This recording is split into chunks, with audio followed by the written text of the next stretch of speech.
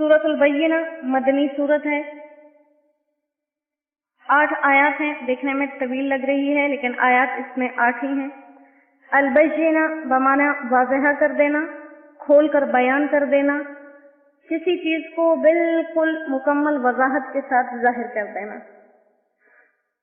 और चूंकि मुशरिकीन, काफिर, अहले किताब, जितने भी वो फिरके थे उस दौर के, वो हमेशा ये बात कहते थे अगर ये नबी बरहक है तो कोई वाज़ेहा बात क्यों नहीं आती, कोई वाज़ेहा बात क्यों नहीं आती।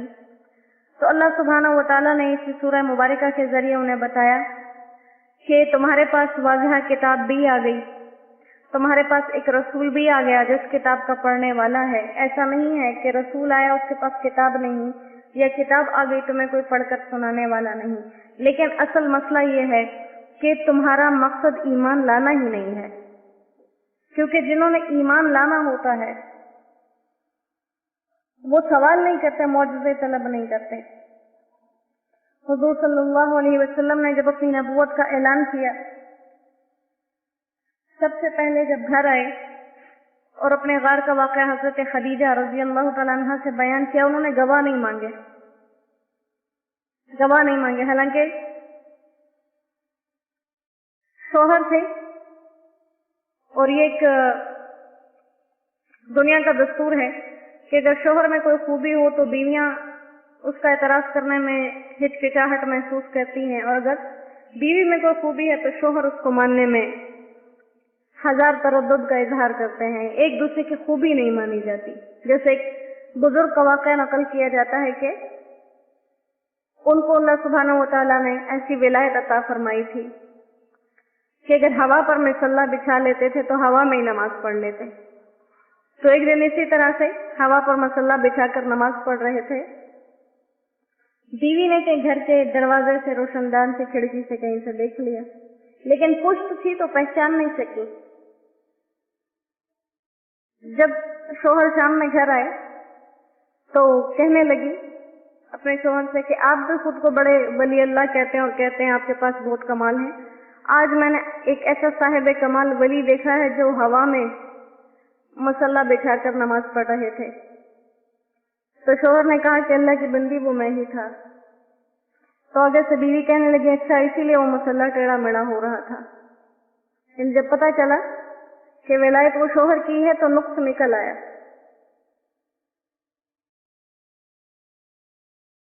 तो इसी तरह से कहा कि तुम लोगों का जो ये मकसद है, ये जो दलाइल मांगते हो नबूवत पर, रिसालत पर, इसका मकसद ये नहीं है कि तुम ईमान ले आओ। इसका मकसद ये है कि तुम सिर्फ छेड़छाड़ करना चाहते हो, जिद्दी हो, हट धर्म लोग हो। तो इसी चीज को बयान किया गया सूरत अल-बय्यिना में। अल्लाह सुब्हानहू व तआला हमें हक पर चलने वाला और बातिल से बचने वाला बनाए। अऊज़ु बिल्लाहि मिनश शैतानिर रजीम, बिस्मिल्लाहिर रहमानिर रहीम। लम यकुनिल लज़ीना कफ़रू मिन अहलिल किताबि वल मुश्रिकीना मुनफ़क्कीना हत्ता तअतियहुमुल बय्यिना।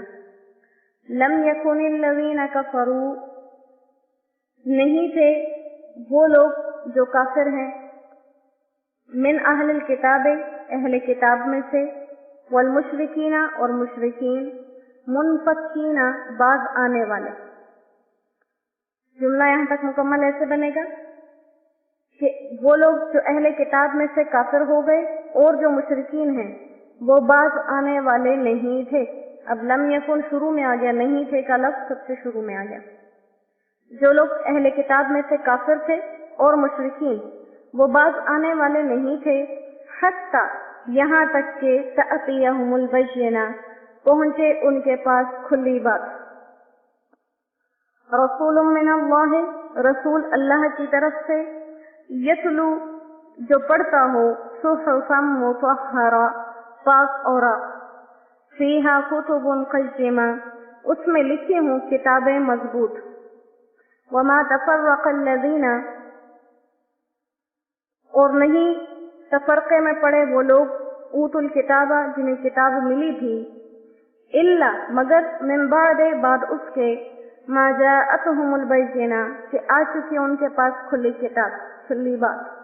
वमा उमिरू और नहीं इन्हें हुक्म मिला था इल्ला मगर इसी बात का लियअबुदुल्लाह के बंदगी करें अल्लाह की, मुखलिसीना खालिस करके लहुद्दीन उसके लिए बंदगी, हुनफा यकसू होकर, व युकीमुस्सलाता और नमाज को कायम करें, व युअतु ज़काता और ज़कात अदा करें, वज़ालिका दीनुल क़य्यिमा और यही सीधा दीन है, और यही सीधा दीन है।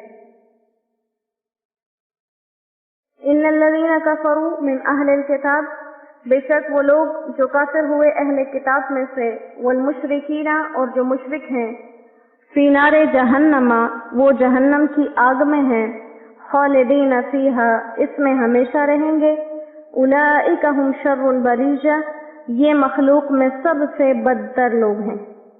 इन्नल्लज़ीना आमनू बेशक वो लोग जो ईमान लाए, व अमिलुस सालिहात और आमाल किए नेक, उलाइका हुम खैरुल बरीजा वो लोग हैं मखलूक में सबसे बेहतर। जज़ाउहुम इंद रब्बिहिम उनका बदला उनके रब के पास, जन्नातु अदन हमेशा रहने वाले बागात, तजरी मिन तहतिहल अनहारू जिनके नीचे नहरें बहती हैं, खालिदीन फीहा अबदा उसमें हमेशा रहेंगे, रज़ियल्लाहु अन्हुम अल्लाह उनसे राजी, व रज़ू अन्हु और वो अल्लाह से राजी। ज़ालिका और ये बदला मिलता है उस शख्स को, लिमन खशिया रब्बह जो डरे अपने रब से। तो यहाँ पर सूरतुल बैयिना जैसे ये नाम है वाज़िहा, ऐसे बात सारी वाज़िहा कर दी कि अहले किताब में से पहले कुछ लोग जो अपने दीन पर सही तरीकों पर चल रहे थे वो तो चल रहे थे, लेकिन जो बाद में मुनकर हो गए। मुनकर कैसे हुए?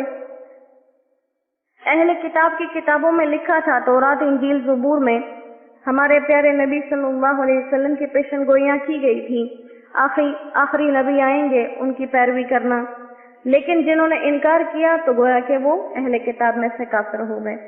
और मुशरिकीन भी, ये लोग बाज नहीं आते यहाँ तक कि उनके पास खुली बात आ गई। और वो खुली बात क्या थी कि अल्लाह की तरफ से एक रसूल था जो पाक मुकद्दस सहीफा पढ़ रहा था, और उसमें लिखी हुई बातें बिल्कुल क़य्यिमा मजबूत थी, सीधी थी, सच्ची थी, खरी थी। उसमें पहली किताबों की तस्दीक थी, उसमें पहले अंबिया की तस्दीक थी, उसमें पहले लोगों के वाक़यात बिल्कुल सही तरह से बयान किए गए थे। लेकिन कहा कि पहले ये लोग, जैसे बार बार ये बात कही भी जा चुकी है कि मुशरिकीन काफिर जितने भी थे, ये जब आप सल्लल्लाहु अलैहि वसल्लम की नबूवत के ऐलान से पहले किसी भी अहम काम के लिए निकलते या जंग वगैरह के लिए, तो आप सल्लल्लाहु अलैहि वसल्लम का वास्ता देकर अल्लाह से फतह मांगते थे कि अल्लाह उस आखिरी नबी का वास्ता जिसका आपने वादा कर रखा है हमें फतह अता कीजिए। अब जब आ गए तो क्या हुआ? वमा तफर्रक़ल्लज़ीना ऊतुल किताब अहले किताब फूट में पड़ गए, तफरक़े में पड़ गए जब उनके पास वो खुली बात आ गई जो पहले से वो जानते थे, जिसको सूरह बकरा में भी अल्लाह सुब्हानहू व तआला ने फरमाया कि ये इस पैगंबर को ऐसे जानते हैं जैसे माँ बाप अपनी औलाद को जानते हैं। लेकिन वही जिद और वही हठधर्मी कि अगर हम अहले किताब हैं तो हमें वो फजीलत मिलनी चाहिए, हमारे बाद कोई किताब ना आए। और कहा कि इनको हुक्म किस चीज का दिया गया? उनको उस बंदे की इबादत का तो हुक्म नहीं दिया गया कि ये हठधर्मी कर रहे हैं, हुक्म तो उस अल्लाह की इबादत का ही मिला है कि खालिस अपनी बंदगी उसके लिए करें, हुनफा इब्राहिम अलैहिस्सलाम के तरीके पर। और इब्राहिम अलैहिस्सलाम को तमाम लोग, चाहे वो किसी भी मजहब मसलक के हैं, वो उन्हें अपना जद मानते हैं, यानी कि अपना नबी, अपनी इब्तिदा वाला सब लोग मानते हैं, हर मजहब मसलक के लोग। तो कहा कि उन्हीं के तरीकों की पैरवी की तो बात की जा रही है, चाहे वो अहले किताब के दौर में थी या अब कुरान के दौर में हो। और इनसे कहा गया कि नमाज कायम करो, और नमाज भी पहली उम्मतों पर फर्ज थी। हाँ, तादाद में, रकात में, तरीकों में कुछ कमी बेशी थी। कहा वही अहकामात दोहराए जा रहे हैं, ज़कात देने की बात हो रही है, और यही तो सीधा और मजबूत दीन है। लेकिन ये लोग इस चीज को अब मान नहीं रहे, और वजह क्या है? उनकी वही हठधर्मी है। तो कहा कि ये हठधर्मी जो लोग दिखा रहे हैं, इससे इनका फायदा नहीं बल्कि नुकसान है। नुकसान आगे बताए जा रहे हैं, लेकिन यहाँ पर बात आ गई युक़ीमुस्सलात, नमाज के बारे में। और नमाज के बारे में उस दिन भी ये बात कही गई है कि एक है नमाज पढ़ना, एक है नमाज को कायम करना। तो नमाज को कायम करना कैसा है? कायम कहते हैं जिसे हम कहते हैं कि खड़ा करना, इमारत खड़ी करना। इमारत कोई खड़ी की जाती है तो कैसे? पहले उसकी चारों तरफ चार दीवारी बनाई जाती है, फिर उसकी छत डाली जाती है, तो ये हो जाती है कायम। इसी तरह कोई टेंट, कोई तंबू, कोई खैमा लगाया जाता है तो पहले उसकी चारों तरफ के खोंटे लगाए जाते हैं, फिर दरमियान वाला खोंटा लगाया जाता है, उसके बाद उसके ऊपर वो टेंट या तंबू लगाया जाता है। इसी तरह से नमाज को क्या कहा गया कि नमाज दीन का सुतून है। नमाज दीन का सुतून है। जिसने इसको कायम किया उसने पूरे दीन को कायम किया। जिसने नमाज को जाया कर दिया उसने अपने दीन को जाया कर दिया। इसी तरह हजरत उमर रजी अल्लाह तआला अन्हु अपने दौरे खिलाफत में अपने इर्द गिर्द जितने उन्होंने गवर्नर और लोग मुकर्रर किए होते थे, वक्तन फवक्तन उनको खुतूत के जरिए से ये बात लिख कर भेजा करते थे कि जब भी किसी को मजीद आगे सरबराह किसी काम के लिए बनाना चाहो तो देखो कि वो नमाज को कायम सही करता है या नहीं।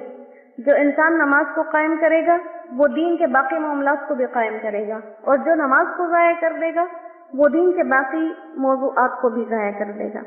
तो नमाज को कायम करना, नमाज को कायम करना उसके अरकान के साथ, उसके मुकम्मल तौर तरीकों के साथ, और खुशू और खुजू के साथ। खुशू और खुजू क्या है कि नमाज के अंदर जिस्म भी पुरसकून हो और दिल भी पुरसकून हो। और दिल पुरसकून कैसे होगा कि हमें नमाज के अल्फाज पर तवज्जो हो। हम सना पढ़ रहे हैं, सना कुछ कर रहे हैं, उसमें क्या कह रहे हैं। बेहतर तरीका ये इंसान को तर्जुमा आता हो। अगर तर्जुमा आता होगा तो नमाज में ध्यान ज्यादा लगेगा। फिर उसके बाद हम सूरह फातिहा पढ़ते हैं, अलहम्द से इब्तिदा करते हैं। तो जो पहली 3 आयात हैं सूरह फातिहा के बारे में, अल्लाह सुब्हानहू व तआला फरमाते हैं जो पहली 3 आयात हैं ये मेरे लिए हैं। जो दरमियान की आयत है इय्याका नअबुदु व इय्याका नस्तईन वाली, फरमाया कि ये मेरे और मेरे बंदे के दरमियान आधी है, आधी मेरे लिए है, आधी मेरे बंदे के लिए। और इसके बाद की जो आयात हैं अज़्ज़ालीन तक, फरमाया कि ये मेरे बंदे के लिए है और मेरे बंदे ने जो मांगा मैंने उसे दे दिया। अब दिन में हम 5 वक्त नमाज पढ़ते हैं और हर नमाज की हर रकत के अंदर सूरह फातिहा पढ़ते हैं। अब हम उसमें क्या कुछ मांग रहे हैं और अल्लाह फरमा क्या रहे हैं, जो उसने मांगा मैंने दे दिया। अब अगर हम मांगते हुए हमारा ध्यान होगा तो वो मिलेगा। जब मांगते हुए हमारा ध्यान नहीं, हमने एक रूटीन का काम पूरा किया, पढ़ते चले गए वलज़्ज़ालीन और रुकू में चले गए या सूरत हिला ली, खाली हाथ रह गए, जैसे कुएं के पास जाके इंसान प्यासा रह जाए। नमाज के लिए वुजू भी कर लिया, खड़े भी हो गए, ध्यान नहीं लगाया। जो मुश्किल काम था वो कर लिया, जो आसान काम है उसको अपने लिए मुश्किल बना लिया। तो नमाजों में ध्यान, उसको कायम करना। और नमाज का कायम करना क्या है कि उसको मुकम्मल आदाब के साथ इंसान पढ़े और इस बात को ज़हन में रखे कि मैं अल्लाह के सामने खड़ा और अल्लाह मुझे देख रहे हैं। जैसे हदीस पाक है, तवील हदीस पाक है, उसमें से पहली जो 2 बातें हैं, हदीस बहुत तवील है, सिर्फ ये मुख्तसर सा जुमला उसका मैं जिक्र करूंगी। अल्लाह सुब्हानहू व तआला कमी बेशी माफ फरमाए। सवाल किया गया था कि एहसान क्या है, तो आप सल्लल्लाहु अलैहि वसल्लम ने जवाब दिया, एहसान ये है तुम अपने रब की इबादत ऐसे करो गोया तुम अपने रब को देख रहे हो। और अगर तुम्हारी सोच इतनी नहीं जाती तो ये सोच लो कि तुम्हारा रब तो तुम्हें देख रहा है। इसको एहसान कहा जाता है। تو یہ خیال انسان اپنے ذہن کے اندر لائے. واقعی اگر اتنا خیال نہیں آتا کہ ہم اللہ کو دیکھ رہے ہیں تو اتنا خیال ہم ضرور رکھیں کہ وہ تو ہمیں دیکھ رہا ہے. تو یہ ہوگا نماز کا قائم کرنا، نمازوں کے اندر دھیان لگانا. ہم اپنی زندگی میں دیکھ رہے ہیں 98%، 99% لوگ تو نماز نہیں پڑھ رہے. جو 1% نماز پڑھتے ہیں اس 1% میں سے تقریباً پھر 80% لوگ ایسے ہیں جن کی نمازیں ایسی ہی ہیں، گمسم، سر سجدے میں ہے، دماغ کہیں اور پہنچا ہوا ہے. یہ ہماری نمازوں کے حال ہیں. صحابہ کرام کی نمازیں کیسی ہوتی تھیں؟ کہتے ہیں نا، ہم نے سجدے میں سر رکھا ہوتا ہے، فکریں دنیا کی ہوتی ہیں. صحابہ کرام کا کیا حال تھا؟ ایک صحابی رضی اللہ تعالیٰ عنہ، ان کے بارے میں نقل کیا جاتا ہے کہ اپنی بیوی کے پاس بیٹھے تھے اور رونا شروع کر دیا. تو بیوی نے رونے کی وجہ پوچھی. فرمانے لگے کہ جب ہم مریں گے تو آگے پل صراط آنے والا ہے، معلوم نہیں پل صراط پر سے کامیاب ہو کر نکلیں گے یا ناکام ہو کر نکلیں گے. تو علماء فرماتے ہیں کہ وہ ایسے لوگ تھے کہ جنہیں اپنی بیویوں کے پاس بیٹھ کر بھی اللہ کی یاد آتی تھی. ہم وہ لوگ ہیں کہ ہمیں سجدوں میں بھی اللہ یاد نہیں آتا، سجدوں میں بھی ہمیں اللہ یاد نہیں آتا. تو اللہ ہمیں نمازیں قائم کرنے والا بنا دے، نماز پڑھنے والا نہیں، نماز قائم کرنے والا. اذان ہو گئی، فوراً سے اپنے سارا کام چھوڑ دیا، وضو کر لیا، نماز پڑھ لی. جب نماز کو وقت پر پڑھیں گے سارے کام خود بخود اپنے وقت پر آ جائیں گے. جب نمازوں کو ٹالیں گے کہ یہ کام کر لیں پھر پڑھتے ہیں، یہ کام کر لیں، نماز بھی دیر سے ہو جائے گی، دنیاوی کام بڑھتے رہیں گے اور افراتفری رہے گی زندگی میں. نمازوں کے لیے اپنا شیڈول مقرر کریں گے، سارے کام اپنے وقت پر ہوں گے. پھر نماز کے بعد زکوٰۃ کی بات ہے اور کہا کہ یہی سیدھا دین ہے. اور کہا کہ جو لوگ ان کاموں کو مانیں گے وہ کامیاب، جو نہیں مانیں گے وہ ناکام.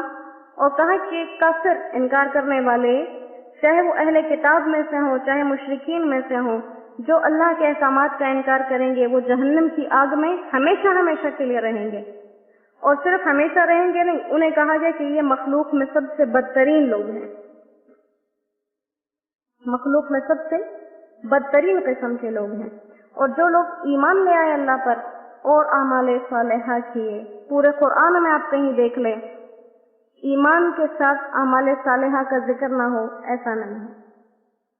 ہمیشہ ایمان کے بعد اعمال صالحہ کا ذکر ہے. تو یہ بتانا چاہ رہے ہیں اللہ کہ صرف ایمان لانے سے کام نہیں بنے گا جب تک اعمال صالحہ نہ ہو. جیسے کہتے ہیں کہ ایک دفعہ ایک ولی اللہ سے سوال کیا گیا کہ آپ لوگ ایک حدیث پڑھتے ہیں کہ لا الہ الا اللہ کا اقرار کرنا یہ جنت کی چابی ہے. تو جب انسان نے کلمہ پڑھ لیا پھر اس کے اعمال کرنے یا نہ کرنے سے کیا فرق پڑتا ہے؟